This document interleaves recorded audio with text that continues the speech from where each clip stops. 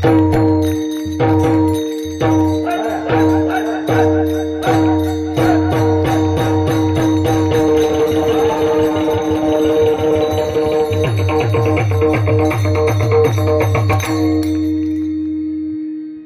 तरता भवसागर तरता कार्य करीत सा चिंता पैल उभा दाता कटी कर ठेवूनिया त्याची पायी घाला मिठी मोलने घे जगजेठी भावा एकासाठी खंदावा हे आपुड्या सुखे करावा संसार न संडावे दोन्ही वार दया क्षमा घर सोजवीत येतील त्याचे पायी घाला मिठी मोडणे घे जगजेठी भावा एकासाठी खंदावा हे आपुड्या भुक्ती मुक्तीची चिंता दैन्य नाही दरिद्रता तुका म्हणी दाता पांडुरंग ओळगिल्या त्याचे पायी घाला मिठी मोडणे घे जगजेठी भावा एकासाठी खंदावा हे आपुड्या विठाल विठाल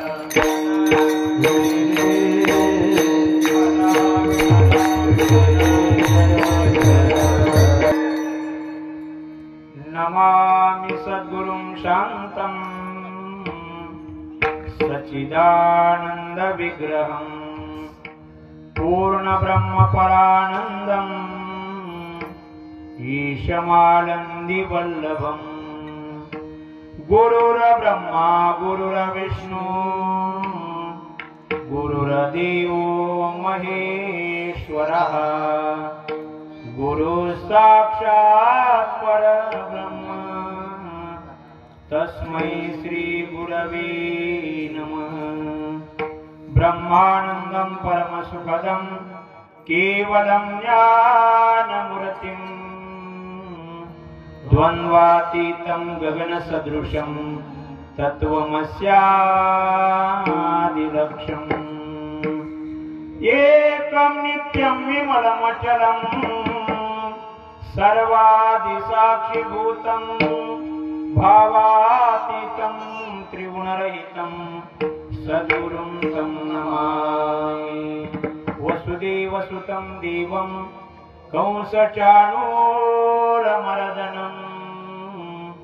देवकी परमानन्दं कृष्णं वन्दे जगद्गुरुं पांडुरंगा करो प्रसाद ओम नमो जी आद्या वेद प्रतिपाद्या जे जे सुसंविद्या आत्मरूपा देवा तोची गणेशो सकलार्थमते प्रकाशो म्हणे निवृत्तीदासो अवधारी जोजी शरण शरण हनुमंता तुमाडो रामदूता काय भक्तीच्या त्या वाटा मज दावा व्यास वटा श्री संतांची या माता चरणावारी श्री संतांची या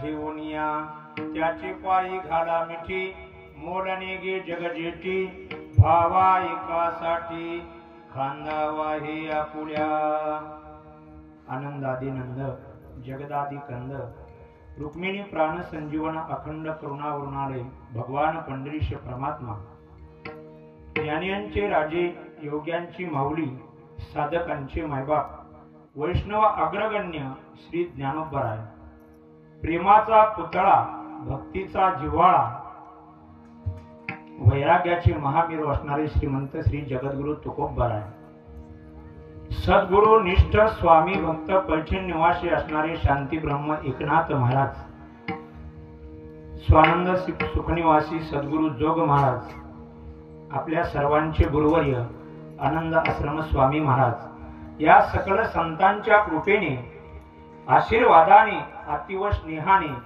पवित्र पावन अशा हनुमंतरायाच्या दरबारामध्ये लोहाराच्या भात्याप्रमाणे आपले आजही श्वासोश्वास चालू आहेत आणि आपल्या सर्वांच्या उपस्थितीमध्ये आपण श्रीमंत श्री जगद्गुरु तुकोबारायांचा सौकाळ्याचा आणि उपदेश या प्रकरणामध्ये सुंदर असा अभंग चिंतनासाठी निवडलेला आहे। प्रस्तुत अभंगामधून श्रीमंत श्री जगद्गुरु तुकोबराय जो चिंता करणारा साधक आहे त्याला धैर्यपूर्वक उपदेश करतात। विढाला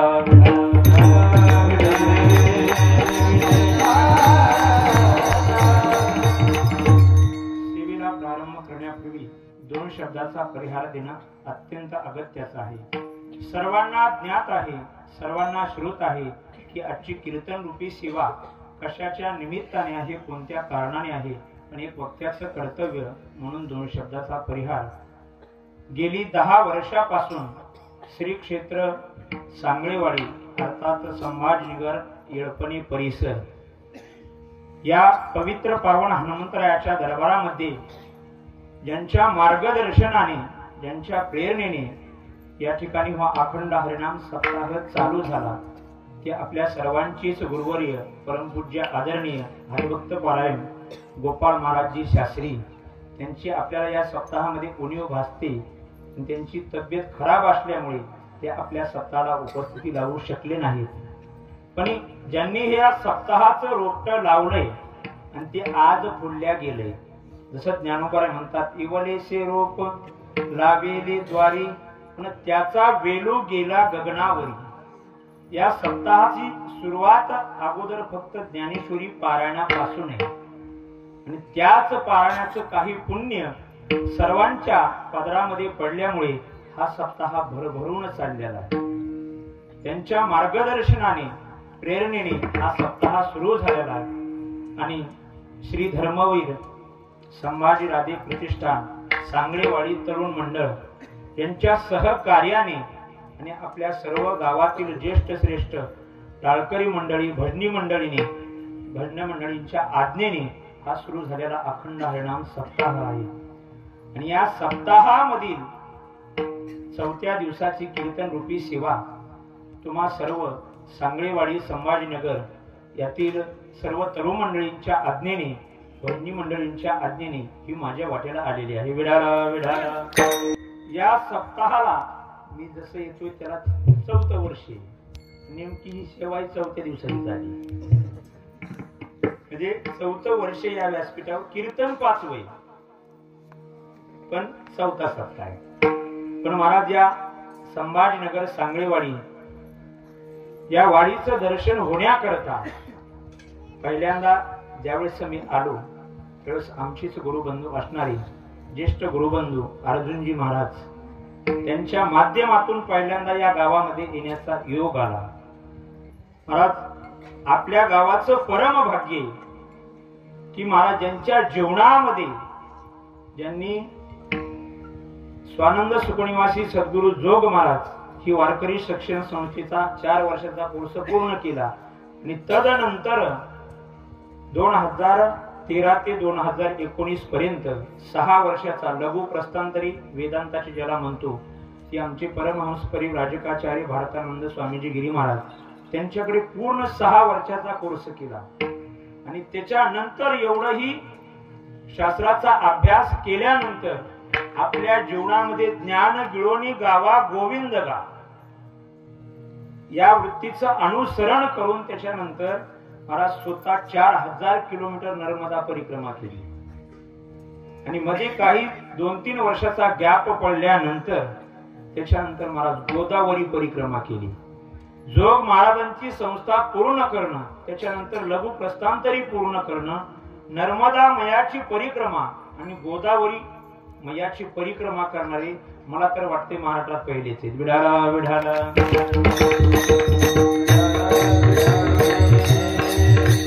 गोदावरीची परिक्रमा करणारे अनेक लोक आहेत. जोग महाराजांची संस्था पूर्ण करून आणि काही भरपूर आमच्या साधक मंडळीने नर्मदा परिक्रमाही केल्या आणि गोदावरी ही परिक्रमा केल्या. पण हे संपूर्ण ज्ञान प्राप्त झाल्यानंतर मी कोणीतरी आहे ही वृत्ती न ठेवता महाराज साधनेमध्ये प्रवृत्त होऊन या ठिकाणी महाराज या सप्ताहासाठी मला त्यांची तब्येत व्यवस्थित नाही, त्यांना मणक्याचा आजार आहे, तरीही आपल्या तरुण मंडळीचं प्रेम, गावकरी मंडळीचं प्रेम हे पाहून महाराज त्यांना म्हणलं तुम्ही कीर्तनात खाली बसत जा, तुम्ही हरिपाठात नाचत जाऊ नका. पण महाराज तो हा सुख सोहळा स्वर्गी नाही, राहतच नाही. महाराज म्हातारी विनेकरी बाबा थांबतच नाही. तुका म्हणे वृद्ध होती तरणेरी, आनंद तेथीचा मुकयासी वाचा, बहिरे ऐकती कानी रे, आंधळ्याशी डोळे पांगळ्याशी पाये, तुका म्हणे वृद्ध होती तरणेरी. महाराज तुम्ही वर्षभर उड्या मारत असता पण गायने लात मारल्यावर बरोबर आहे का नाही कुठं बाया? पण इथं उड्या न मारा म्हणलं तरी पुढेच उड्या मारते. महाराज इकडे तर काय वर्णन करावं. महाराज बक्षिसावर बक्षीस आहे. मी तर दुपारीच बाळूभाऊला म्हणलं ती गादी ना, गादी ज्या गादीवर ते बसतात ती गादी म्हणलं पत्र्यावर वाळू टाका, तो जो गादीवर त्या झोपण ना तो रात्रभर झोपीमध्ये नाचणार. आणि इथून पुढे जरी तुम्हाला सप्ताह संपल्यानंतर आठवण आली नाचायची तर ती गादी भाड्याने घेऊन जाता तुम्ही.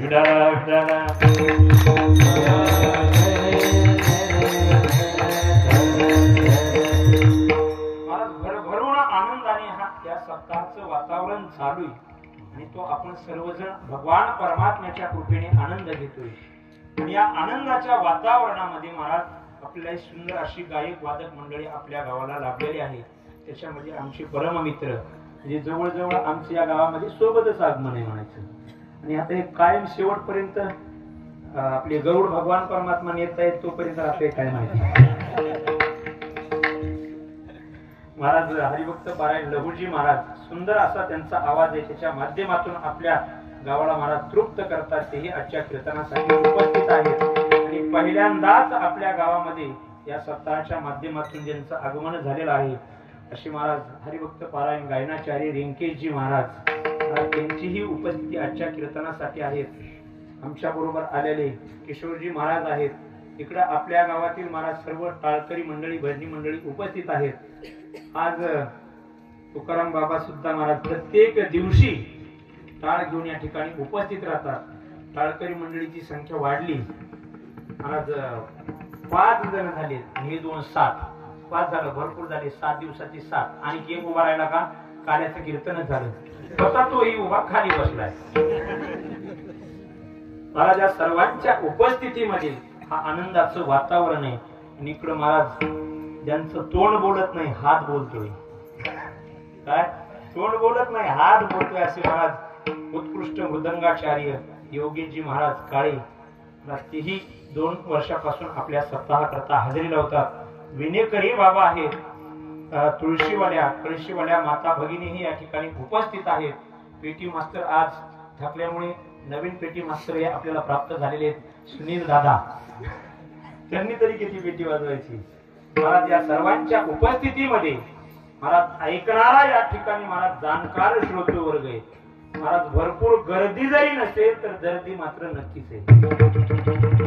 गर्दी नसेल पण आपल्या 40 घराच्या मानाने भरपूर गर्दी.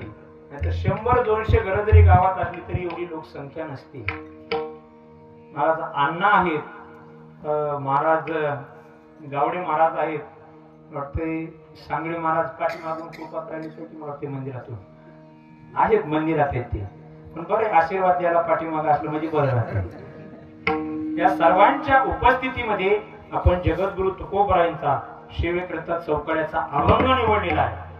आणि माझा आवाज तुमच्या आमच्यापर्यंत पोहोचणारे शुभम मंडप डेकोरेशन एळपणे त्यांची ही सुंदर अशी संशिष्टम आहे. आणि मला 2-3 वर्षापासून या संभाजीनगर सांगळेवाडीचा सप्ताह महाराष्ट्रात नव्हे तर पुऱ्या देशापर्यंत ज्यांनी पोहोचला, आपली संस्कृती आपला इतिहास या चॅनलच्या माध्यमातून आपले गोरख भाऊ महाराज या सप्ताहाची शूटिंग करतात आणि महाराज आपला सप्ताह कानाकोपऱ्यापर्यंत पोहोचलेला त्यांच्या माध्यमातून. विडाला विडाला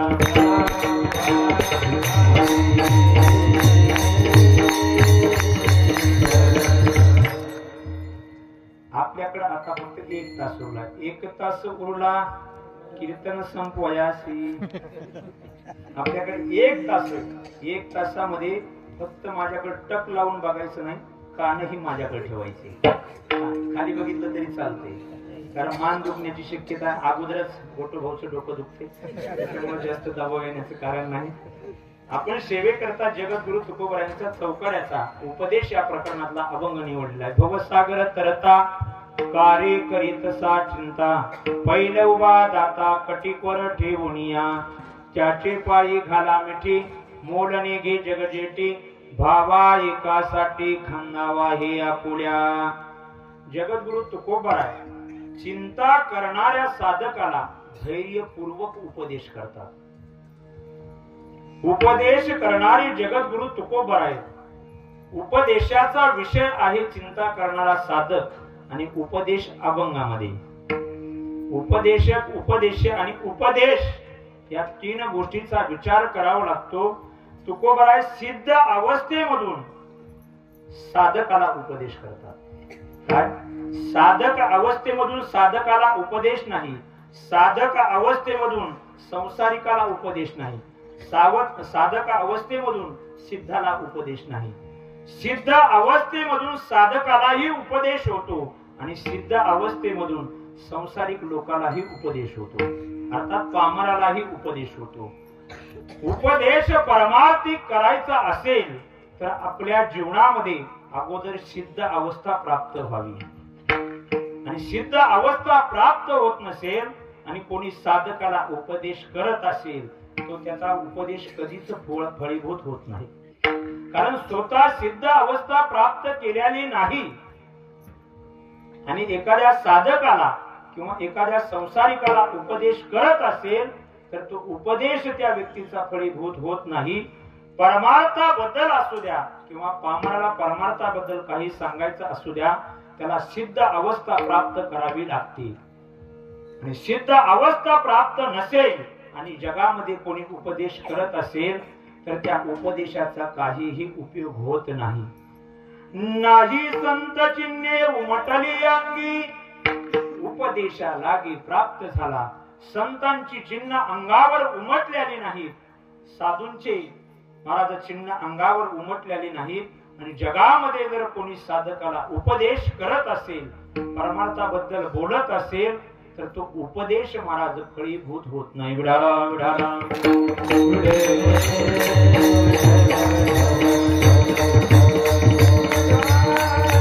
अगोदर आपली सिद्ध अवस्था परिपक्व करावी आणि सिद्ध अवस्थेमधून उपदेश करावा तर तो उपदेश फळीभूत होत असतो. जगद्गुरु तुकोबरायांच्या गात्याकडे पाहिलं तर जगद्गुरु तुकोबराय आपल्या 3 अवस्थेमध्ये पाहायला भेटतात. संसारिक तुकोबराय, साधक तुकोबराय आणि सिद्ध तुकोबराय. आज सिद्ध अवस्थेमधून तुकोबराय बोलायला तयार आहे आणि तो त्यांचा बोलण्याचा अधिकार आहे. आणि सिद्ध अवस्था प्राप्त नसेल तर साधू संतांनी बोललेलं नाही. म्हणून सिद्ध अवस्था प्राप्त करावी. आपल्या सर्वांना प्रसंग माहिती आहे. ज्ञानोबरायांना महाराज ब्रह्म सभेमध्ये मान द्यावा म्हणून महाराज आई वडिलांनी देहांत प्रायश्चित्त घेतलं की आपल्या देहांत प्रायश्चित्ताने जर आपल्या मुलाबाळाला या ब्रह्मवृंदांकडून मान सन्मान भेटत असेल तर आपण देहांत प्रायश्चित्त घेऊ. महाराज घेतलं देहांत प्रायश्चित्त, पण आळंदीच्या ब्रह्मवृंदाने तरीही महाराज आळंदीमध्ये ब्रह्मसभेमध्ये मान दिला नाही. एवढंच नाही तर महाराज सिद्ध बेटामध्ये एक कुटिया बनवून महाराज ज्ञानोबरायादी 4 भावंडांनी चिमुकली 5 वर्षाची मुक्ताबाई सोबत आहे. आज जे सिद्ध बेट आहे त्या काळामध्ये ते सिद्ध बेट नव्हतं, अरण्य त्या ठिकाणी होतं. आणि मला त्या सिद्ध बेटामध्ये झोपडीमध्ये राहून आपला उदरनिर्वाह करण्याकरता महाराज मधुकरी करावी. मधुगिरीला ज्ञानोबा जातात एक दिवस सोपान काका जातात, कधी निवृत्ती दादा जातात. मुक्ताबाई 5 वर्षाची मधुकरीला जात नाही. पण महाराज ब्रह्मसभेमध्ये तर मानच नाही, पण महाराज घरावर किंवा त्या गल्लीमधून जर मधुकरीसाठी महाराज जोडी घेऊन गेलं तर लोकांनी अद्वा तद्वा बोलावं, संन्यासाची मुलं आम्हाला तुम्ही तोंड सुद्धा दाखवू नका. तुमच्या आई वडिलाला जर संसारच करायचा होता तर संन्यास घेतलाच कशाला त्यांनी. आणि तुमच्यासारखे करंटे जर त्यांच्या पोटी जन्माला येत असेल तर तुमचं तोंड पाण्याची इच्छा नाही. ज्ञानोबरायती जर 4 भावंड आळंदी मधून चालले तर लोकांनी घर लावून घ्यावेत. महाराज ज्या ज्ञानोबरायांच्या नावावरती आपण महाराज भरपूर आपण तृप्त, त्या ज्ञानोबरायला एक काळामध्ये मधुकरी सुद्धा वाढली नाही. महाराज इथं दररोज आपण पारायण करतोय, इथून तात्याला बाळू काकाला हाक मारली मधुकरी, लगेच मधुकरी हजर होते. महाराज तो प्रसाद आहे मधुकरीचा. जी मधुकरी ज्ञानोबरायांनी मागितली पण ती मधुकरी सुद्धा एका काळामध्ये त्यांना दिली नाही. एक दिवशीचा प्रसंग आहे, ज्ञानोबराय मधुकरी करता जातात, पण महाराज मधुकरी तर मिळाली नाहीच. पण महाराज अंगावरती माती टाकावी, झोळीमध्ये शेण टाकावं, मला सहन करण्याची एक महाराज कॅपॅसिटी असते. सहन करावं किती. महाराज राहवाना ज्ञानोबरायांच्या महाराज अंतकरणामध्ये क्रोधाची उर्मी जागी होऊ लागली. अंतकरणामध्ये क्रोधाग्नी पेटलेला आहे. ज्या समाजासाठी आपण ही मधुकरी करतोय तो समाजच आपल्याला आज मधुकरी देण्यासाठी तयार नाही. आजपासून मधुकरी बंद. महाराज मधुकरी मिळाली नाही. ज्ञानोबा अंतकरणामध्ये क्रोध महाराज भडकलेला आहे. त्या क्रोधाच्या वृत्तीने ज्ञानोबा तड तड तड तड सिद्ध बेटाच्या दिशेने चालत आले. निवृत्ती दादा आणि सोपान काका इंद्राणीवरती स्नान करण्याकरता गेलेली होती. 5 वर्षाची चिमुकली मुक्ताबाई त्या कुटियाच्या दारामध्ये बसली होती. ज्ञानदादाला लांबूनच मुक्ताबाईने पाहिलं की ज्ञानोबा दररोजच्या पेक्षा आज धावत येतात, तडतड चालतात आणि रागे भरलेले असं मुक्ताबाईच्या लक्षात आलं. दारामध्ये ज्ञानोबा पोहोचले आणि पोहोचल्याबरोबर मुक्ताबाई म्हणते, अरे ज्ञानदादा काय झालं, आज मधुकरी मिळाली नाही का? महाराज ज्ञानोबा एक शब्द सुद्धा बोलायला तयार नाही. महाराज मुक्ताईने हात पकडला, अरे ज्ञानदादा काय झालंय ते तरी सांग. पण महाराज ज्ञानोबरायांनी मुक्ताबाईचा हात महाराज झटकला आणि त्या कुटियामध्ये जाऊन बसले. त्या कुटियाची ताटी लावून घेतली. मुक्ताबाई बाहेरून रडते, ताटी उघडा, पण ज्ञानोबराय ताटी उघडायला तयार नाही. निवृत्ती दादा सोपान काका स्नान करून येतात. घडलेला प्रसंग मुक्ताबाई सांगते. ज्ञानदादा ज्यांच्या अंतकरणाची वृत्ती चंचल बनलेली आणि क्रोधाग्नी पेटलेला आहे, ज्ञानदादा ताटी उघडण्यासाठी तयार नाहीत. निवृत्ती दादा तुम्हीच काहीतरी करा. पण महाराज ज्ञानोबराय आतमध्ये जाऊन बसल्यानंतर आतमधली अंतकरणाची वृत्ती शांत करण्यासाठी योग साधना करण्यासाठी प्रवृत्त झाले. पण महाराज योग साधना होत नाही, कारण अंतकरणाची वृत्ती चंचल बनलेली. कारण योगश्चित्त वृत्ती निरोध हा. जर आपल्याला योग साधना करायची असेल तर अगोदर अंतकरणाच्या वृत्तीचा निरोध झालेला पाहिजे. ती अंतकरणाची वृत्ती आतमधून क्रोधाच्या अग्नीने महाराज पोळत होती. ज्ञानोबराय कितीही योग साधना, यम नियम आसन प्राणायाम प्रत्याहार ध्यान धारणा आणि समाधी पर्यंत पोहोचण्याचा प्रयत्न करतात, पण समाधी अवस्था लागत नाही. समाधी अवस्था लागत नाही. परत परत शांत वृत्ती करण्याचा प्रयत्न करतात, पण अंतकरणाची वृत्ती शांत होत नाही. चिमुकली 5 वर्षाची मुक्ताबाई दारामध्ये येते. त्या मला झोपडी जवळ येते, त्या ताटी जवळ येते आणि ज्ञानोबरायला विनंती करते, ज्ञानदादा तुम्ही ज्या योग साधना करण्याचे प्रयत्न करतात ती योग साधना घडू शकत नाही. कारण ती योग साधना घडण्याकरता योग्याची लक्षणं तुमच्या ठिकाणी नाहीत. कारण योगी हा पवित्र मनाचा असतो. योगी हा पावन मनाचा असतो. योगी पावन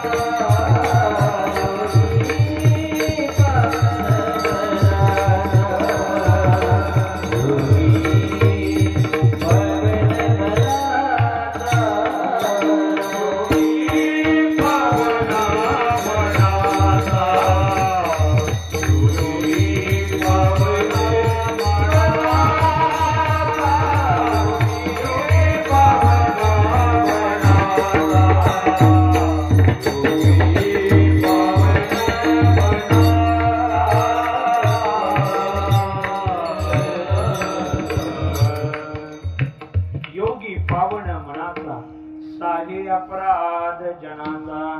मुक्ताबाई 5 वर्षाची ज्ञानदादाला उपदेश करते. ज्ञानदादा, तुम्ही योगी म्हणूनच साधना करण्याचा प्रयत्न करतात, पण योगी हा पावन पवित्र मनाचा असतो.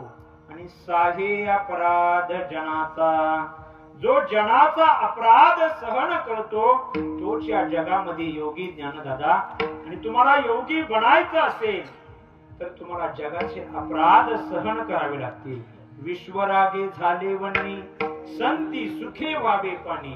हे विश्वरागाने जर वन्नी अर्थात पेटत असेल तर संताने दयारूपी पाण्याने ते विझवावं. ज्ञानदादा, विश्वपट ब्रह्मदोरा ताटे उघडा ज्ञानेश्वरा. आणि ज्ञानदादा, तुम्हाला संतांची लक्षणं प्राप्त करून घ्यायची असतील तर तुम्ही संतत्व या पदवीपर्यंत आजही पोहोचलेले नाहीत. कारण संतांची लक्षणं सांगत असताना मुक्ताबाईंनी सुंदर सांगितले. संततोची जाणा जगी, दया क्षमा ज्याचे अंगी. दया क्षमा ज्याचे अंगी, दया क्षमा ज्याचे अंगी. ज्ञानदादा, जगामध्ये तोच संत आहे ज्याच्या अंतकरणामध्ये दया नावाचा गुण आहे, ज्याच्या अंतकरणामध्ये क्षमा नावाचा गुण आहे. तोच या जगामध्ये संत होऊ शकतो. तुम्ही जगाला क्षमा करत जर नसाल तर तुम्ही संत बनू शकत नाही. सुख सागर आपण व्हावे, जग गोदे निववावे. ज्ञानदादा, तुम्ही अगोदर सुख सागर बना, अगोदर तुम्ही सिद्ध बना आणि नंतर जगाला सिद्ध बनवा. कारण सतरती स लोकांस तार येते. अगोदर तो स्वतः महात्मा तरतो आणि जगालाच नंतर तरतो. मला जसा 12 अभंगामध्ये मुक्ताबाईंनी सुंदर उपदेश केला आणि प्रत्येक अभंगाच्या शेवटी ताटे उघडा ज्ञानेश्वरा. मला सुंदर चिमुकल्या 5 वर्षाच्या मुक्ताबाईचा उपदेश ऐकला तड दिशेने उभा राहिले ज्ञानोबराय. ताटी उघडली. चिमुकल्या मुक्ताबाईला कडकडून भेट देतात आणि म्हणतात ज्ञानदादा की अगं मुक्ते, आपले आई वडील जाऊन देहांत प्रायश्चित्त घेऊन 1 वर्ष पूर्ण झालं, पण असा सुंदर ज्ञानाचा उपदेश तूच केलास विडाला विडाला. 5 वर्षाच्या मुक्ताबाईच्या उपदेशाने ज्ञानोबरायांनी आपली महाराज सिद्ध अवस्था प्राप्त करून घेतली आणि सिद्ध अवस्थेमधून मार्गाधारे वर्तावे, विश्व हे मोहरे लावावे, अलौकिक नोहावे लोकाप्रती, या दशेला महाराज ज्ञानोबराय पोहोचले आणि महाराज साधकाचे सिद्ध बनले.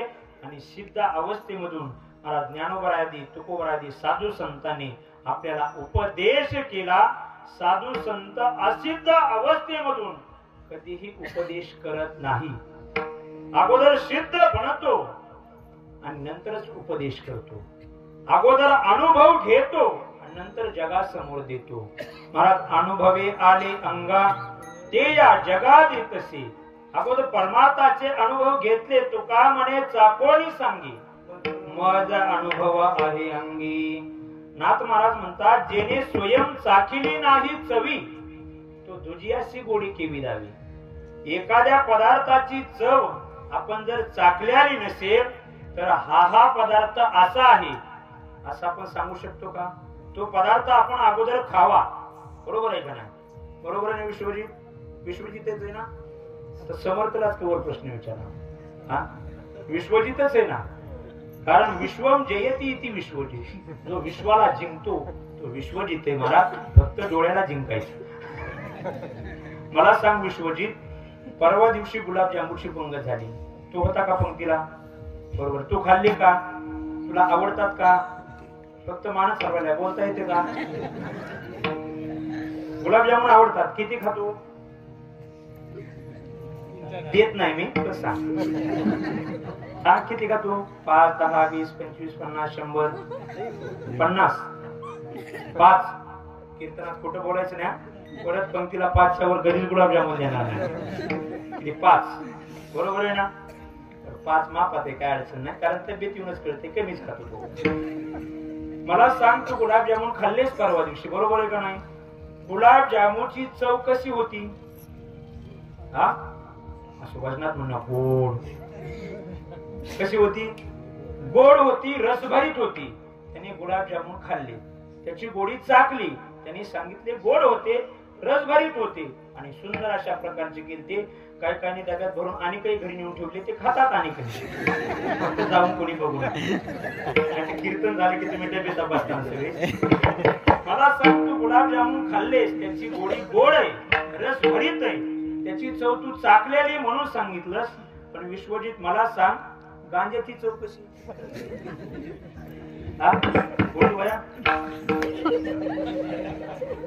मला सिद्धांतावर या. त्यांनी गुलाबजामुनची चव चाकली म्हणून त्यांनी त्याची गोडी सांगितली. त्यांनी महाराज गांजाची चव चाकलेलीच नाही. नाथ महाराज म्हणतात, जेने स्वयं चाखिली नाही चवी, तो दुजियासी गोडी केवी दावी. ज्याने गांजाची गोडीच चाकलेली नाही, ज्याने बिडीची चवच चाकलेली नाही, ज्याने गुटख्याची चवच चाकलेली नाही, ज्याने तंबाखूची चवच चाकलेली नाही, ज्याने चाकलेली नाही, त्याचं सांगतोय. तुम्ही म्हणता लगेच कॉलर टाईट करायला काय काय म्हणजे खाऊन. म्हणजे ज्याची गोडी चाकलीच नाही त्याची चव सांगायला येत नाही. तसं परमार्थाची गोडी आपण चाकलेली नसेल आणि ती जर जगासमोर प्रगट करत असो तर त्याला काहीच किंमत राहत नाही. विडाला विडाला ती गोडी आम्ही चाकली, रामरसाची चवी आण रस रुचती केवी. आणि ती गोडी चाकल्यानंतर जगालाही ती गोडी प्राप्त व्हावी म्हणून आम्ही सतत प्रयत्नामध्ये. तो का साक्षी आले, तो का साक्षी आले.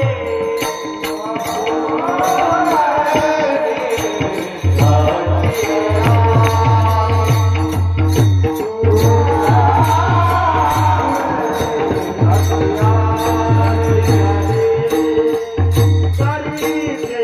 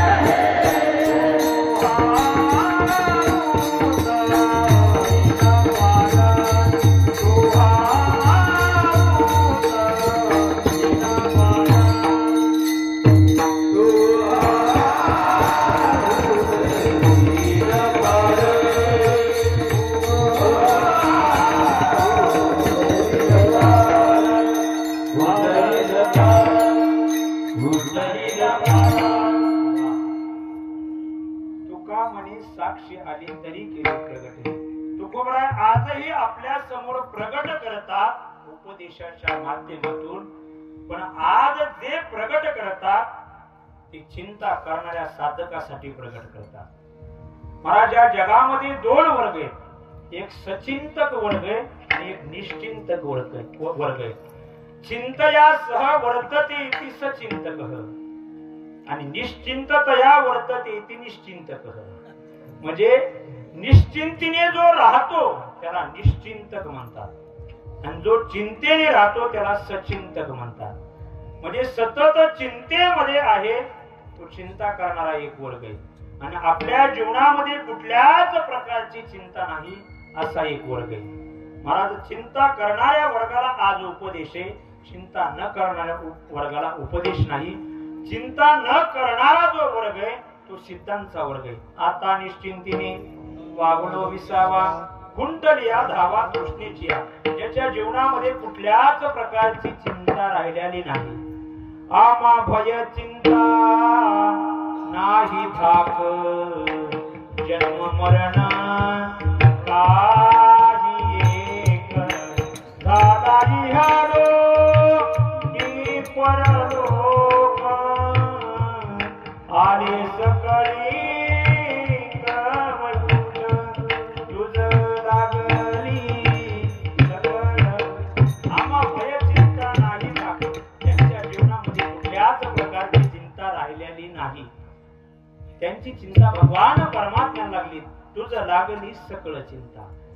ज्याच्या जीवनामध्ये चिंताच नाही, पंचदशिकार म्हणतात, यद भावी न तद भावी, भावी चेन्न तदन्यता, इति चिंता विषगुणोयम बोधो भ्रम निवर्तकः।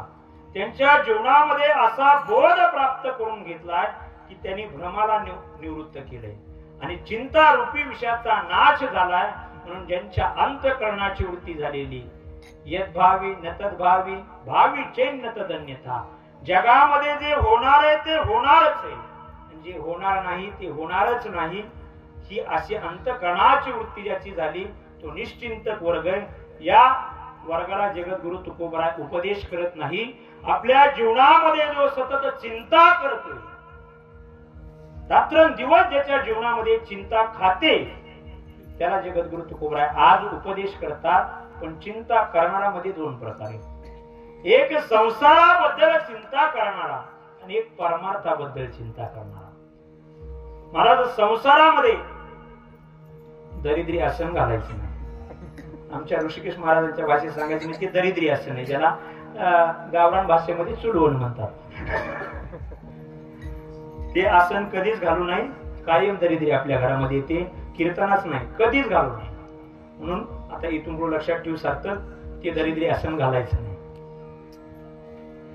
मला संसाराची चिंता करणारा वेगळा आहे आणि परमार्थाची चिंता करणारा वेगळा आहे। संसारात वेगवेगळ्या प्रकारच्या चिंता आहेत, एकाची चिंता एकासारखी नाही। काही लोकांना मला संसारामध्ये नित्य उठवणीया भावयाची चिंता, उठलं की काहीच नाही, उठवया चिपडे सुद्धा काढीत नाही, डायरेक्ट गॅसकडे पडतो। झाली का भाकर, भाकर झाली का, झाली का भाजी, भाकर इतक्या लवकर मला झालेलीच नसती, मी ती घ्याय खायची असली तर खा, शिळी नाही तर तसेच जा। याला खायची चिंता लागलेली असते, मला खाण्यावर फार लक्ष आहे बरं, खाण्यावर फार लक्ष, कारण खावयाची चिंता नित्य उठून या, उठलं की सुटलं खाण्यावर। सकाळी नाश्त्याला काय, दुपारची पंगत कोणाची, संध्याकाळी कोणता पदार्थ आहे, झोपणे आणि घरी जाऊन झोपणे, ज्यांचा नित्य विषय झालेला आहे, झोपणे आणि घरी जाऊन झोपणे। काही फक्त एवढंच आहे, झोपणे आणि कीर्तनात येऊन झोपणे, पण हे चांगले म्हणजे भरपूर खातात आणि कीर्तनात काही येऊन झोपतात, तेवढी महाराजी मंदिरे 4 शब्द कानावर पडतात। पण महाराज मारुती बाबा आमचे सांगत असतात, काही लोक तर असे की वाढच वापस जाऊन देत नाही, काही येऊ द्या, टाका टाका, जरा जोरात टाका, चपाती टाका, जिलेबी टाका, गुलाबजामुची बकेटच टाका, खाण्यावरच आहे। महाराज काय लोकांनी खावा ना, पण फार जांभळी दिल्यानंतर त्यातलं दिसावं इतकं एवढं खावा। काय ठिकाणी कीर्तन असे फोटो बायासारखी समोर बसली, त्यांनी जांभळी दिली ना तर असं सगळं दिसतं, एका ठिकाणी मला जांभळे दिले, गुलाबजामुनच काढून घेतला. मारुती बाबा तर विनोदाने सांगत असतात, जिलेबी पंक्तीला होती, किती खावी त्यांनी. जिलेबी जिलेबी महाराज प्रत्येक वेळेस आला की वाडीच वापस जाऊन देत नव्हता. पोटभर आपल्या सांगळेवाडी जसं मुक्त अन्नदान नाही, कितीही खा, कितीही पोट भरून. हा, किती जरी खाता खाता झोपला तरी खातच राहतो. अहो तुम्ही पाठीमागे मंदिरात जाऊन बसा, एक तरी सापडून तुम्हाला खाता खाता झोपलेलं. अवघड आहे. मला त्या जिलेबीच्या पंक्तीला दुसरा एक आचरण होता, त्याला कढी म्हणतात, आणि सुंदर असा गोटोबाया त्याला सरका दिला होता. कढी पत्ता, कोथिंबीर, हळद टाकलेली आणि वरून लसणाचा तडका दिलेला होता. मला अशी कढी होती, त्या कढीचं नाव जरी घेतलं तरी सर्दी पडून जाईल, डोकोटा घेऊन बसली. एवढी सुंदर कढी केलेली होती. मला एवढी जिलेबी खाल्लेली, शेवटी मला एक कढी कढी कढी कढी कढी कढी कढीनच वाढत आला. कशाला? कढीला कढीनच वाढत आला. आणि मला ते मला जागाच नाही ना, घेऊ कशी. हे बघ म्हणे तोंडात जिलेबी दिसते म्हणे, आणि खाली जर तोंड केलं तर पडण्याची शक्यता आहे म्हणून मी वर तोंड करून खायला लागलो. का पण तो वाढणारा मला चॅप्टर होता. तो मला तुला कळत नाही, तुझ्या पोटात अनेक जागा. अरे म्हणे जागाच नाही, इथपर्यंत आले. तो म्हणे त्या जिलेब्याच्या पुंगळ्या आहेत ना, पुंगळ्या, त्याच्यात कढी भर म्हणे. तो कढी मला इतकं जर खात असेल, त्याच्या पुढचं मारुती बाबा सांगत असते, ज्याने कढी आणली ना वाढायला त्यालाच कढी शिल्लक राहिली नाही. मला कढीच संपली. तुम्हाला तुला बळच वाढल्यामुळे, तुला म्हणजे त्याला बळ, तुला बळच वाढल्यामुळे मला शिल्लक राहणार कढी नाही म्हणे. तो म्हणे आता कढी कुठे? तो म्हणे व मी घेतो बरोबर. मला तोही तितका भारी होता. त्याने जिलेबी सगळी बाजूला काढली, बाहेर सगळी बाहेर काढली. जसरा तसे येडे निघले, शहाणे नाही, जिलेबीची येडे सगळे बाहेर निघले. मला तोही महाराज कढी त्यांनी वाढलेली होती, त्याने तडका दिला, त्याला घोडभरही राहील नाही. मला तो इमानदार होता. जिलेबी त्याने आल्लाद पिळली अशी, परत तडका दिला आणि पिऊन घेतली. महाराज तुम्ही काय असं करू? महाराज ही चिंता फक्त खायचं, खाण्यासाठी जन्म का जन्मासाठी खायचे काहीच कळत नाही. वेगवेगळ्या प्रकारची चिंता संसारामध्ये, भरपूर चिंता आहे. एकाची चिंता एकासारखी नाही. कायला खायची चिंता आहे, तर कोणाला संसाराची चिंता आहे, तर कायला धारा काढायची चिंता आहे, तर कोणाची दूध काढायची चिंता आहे, तर सगळे वेगवेगळ्या प्रकार चिंता आहेत. कोणाला महाराज कोणापासून चिंता आहे, सगळ्या भिन्न भिन्न प्रकारच्या चिंता आहेत. पण ही चिंता नावाचा रोग ज्याच्या पाठीमागे लागला तो महाराज अग्नी वाचून जातो. चिता चिंता समख्याता बिंदू मात्रेन भेदतः सजीवम दहती चिंता निर्जीवम दहती चिता. जिवंत माणसाला जी जाळते त्याला चिंता म्हणतात, आणि मेल्यानंतर माणसाला जी जाळते त्याला चिता म्हणतात, त्याला अग्नी म्हणतो आपण. मला जाळायचीच गरज नाही त्याला. मला तो बरोबर महिन्याला, पुढच्या महिन्याला 1 किलो कमी, त्याच्या पुढच्या महिन्याला 1 किलो कमी. का? चिंता नावाचा रोग लागला. विना अग्निना षट प्रदहंती कायम. चाणक्य म्हणतात 6 गोष्टी या संसारामध्ये अशा त्या अग्नी वाचून आपल्या जळतात. को ग्रामवासः, को भोजनम, क्रोधामुखीच भार्या, कुलहीन सेवा, पुत्रश्च मूर्खो, विद्वाच कन्या, विना अग्निना षट प्रदहंती कायम. वाईट गावामध्ये राहण्याचा प्रसंग आला तर तो सुद्धा माणसाला महाराज चिंता निर्माण करतो आणि अग्नी वाचून जाळतो. महाराज जे भोजन आपल्याला अपेक्षित नाही ते जर आपल्या जीवनामध्ये प्राप्त झालं तर ते भोजन सुद्धा आपला अग्नी वाचून जाळतं. कुठल्याही प्रकारचा एखाद्या व्यक्तीचा अधिकार नाही आणि बळजबरीने त्याची जर सेवा करावी लागत असेल तर ती सेवा सुद्धा अग्नी वाचून जाळते. क्रोधामुखीच भार्या, भार्या नाम पत्नी. आपण घरी गेलं की जिच्या मुखावर कधीही 11 नाही 12च वाजलेले असतात. चाणक्य म्हणतात, मी नाही सांगत. क्रोधामुखीच भार्या, ज्यांच्या पत्नीच्या मुखावर सदा क्रोधच असतो, अर्थात कधी त्यांचं प्रसन्न वदन मुख नसतं, ती पत्नी सुद्धा त्या पतीला अग्नी वाचून जाळते. विस्तार करायला आपला वेळ नाही. पुत्रश्च मूर्खो, आपला स्वतःचाच पुत्र जर मूर्ख निघत असेल तर तो पुत्र सुद्धा आई वडिलाला अग्नी वाचून जाळतो. काय? स्वतःचाच पुत्र आपलं स्वतःच ऐकत नाही आणि व्यसना आधीने जर बनत असेल तर तो पुत्र सुद्धा अग्नी वाचून महाराज माणसाला जाळतो. पण महाराज पुत्र जर मूर्ख बनू नये असं जर वाटत असेल तर ही माता पित्याची जबाबदारी. पुत्र मूर्ख बनतो याचा अर्थ आई वडिलांनी कुठल्याही प्रकारची जबाबदारी घेतली नाही. अहो तुम्हाला का आनंद देत नाही त्याचं कारण आहे त्याला निर्माण करत असताना तुम्ही सत्व गुणाच्या वृत्तीने निर्माण केलेलं नाही. कुणी कन्या पुत्र होती जे सात्विक तयाचा हरिक वाटे देवा. महाराज कुळा शुद्ध बीजा पोटी फळे रसाळ गोमटी. आपलं बीज माता पित्याचं जर शुद्ध असेल तर त्याच्यापासून सत्व पुत्राची उत्पत्ती किंवा सत्व कन्येची उत्पत्ती होऊ शकते. आणि त्याचा आनंद आपल्यालाच वाटेल असं नाही, देवाला सुद्धा आनंद वाटतो. आणि महाराज आज कन्या आपली मूर्ख निघते किंवा आपला पुत्र मूर्ख निघतोय त्याला त्याचेच माता पिता कारणीभूत आहे. कारण का आपण शुद्ध अवस्थेमध्ये त्यांना संस्कार दिलेले नाही. त्यांना आपण जन्माला घालत असताना सत्व गुणाच्या वृत्तीने जन्माला घातलेलं नाही. ज्या मातेने ज्या कन्येला जन्म दिला, ज्या मातेने ज्या पुत्राला जन्म दिला त्या मातेची कूस पवित्र असणं गरजेचे. महाराज आपण धर्मवीर शंभूराजे प्रतिष्ठानचे महाराज तरुण मंडळी आहोत. छत्रपती शिवाजी महाराजांचे मावळे आहोत. आपण छत्रपती शिवाजी महाराजांच्या धर्मवीर संभाजी महाराजांच्या जयंतीला म्हणतो राजे तुम्ही परत जन्माला या. आणि तुम्ही परत जन्माला आले तर परत स्वराज्य निर्माण होईल. आज स्वराज्य निर्माण होण्याची गरज आहे.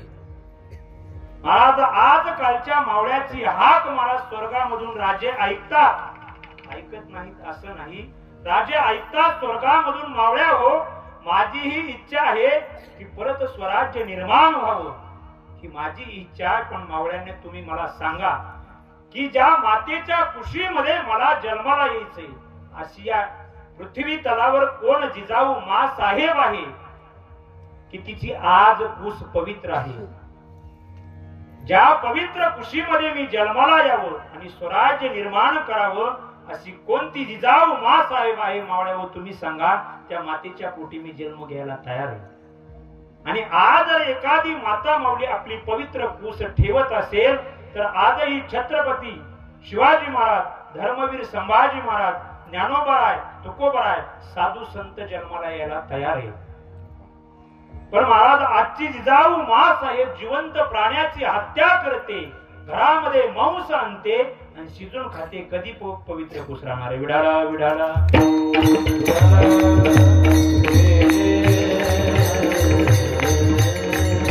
अपवित्र कूस जर असेल तर त्याच्या पासून मूर्ख पुत्राची प्राप्ती होत असते. आणि मूर्ख पुत्र जर आपल्या जीवनामध्ये प्राप्त होत असेल तर तो अग्नी वाचून जळतो. आणि 6वी गोष्ट सांगतात विधवाच कन्या. एखाद्या माता पित्याने एखाद्या कन्येचा उत्तम कुलामध्ये विवाह लावून द्यावा आणि दुर्दैवाने तिचा पती महाराज गत प्राण व्हावा आणि ती कन्या माता पित्याच्या घरी येऊन जर राहत असेल तर ती विधवा झालेली कन्या ती आई वडिलाला अग्नी वाचून जाळत असते. ह्या संसारातल्या वेगवेगळ्या चिंता आहेत आणि ह्या चिंतेबद्दल तुकोबराय उपदेश करत नाही. त्याचं कारण आहे या चिंता कधीही सुखाला कारणीभूत ठरणारा नाही. संसारिक चिंतेचा परिणाम हा चिंतेमध्येच होतो आणि परमार्थिक चिंतेचा परिणाम हा सुखामध्ये होतो. म्हणून संसारामधली जे लोक चिंता करतात त्यांना जगद्गुरु तुकोबराय उपदेश करत नाहीत. परमार्थाबद्दल आज जो चिंता करतोय मनुष्यानां सहस्रेषु कश्चित् यतति सिद्धये एततामपि सिद्धानां कश्चिन् मां वेत्ति तत्वतः. ज्याच्या जीवनामध्ये असं वाटतंय की आपण जन्माला आल्यानंतर भगवान परमात्म्याचं भजन केलं पाहिजे, भजनाच्या माध्यमातून भगवान परमात्म्याची प्राप्ती केली पाहिजे आणि आपल्या जीवनाचा उद्धार करून घेतला पाहिजे.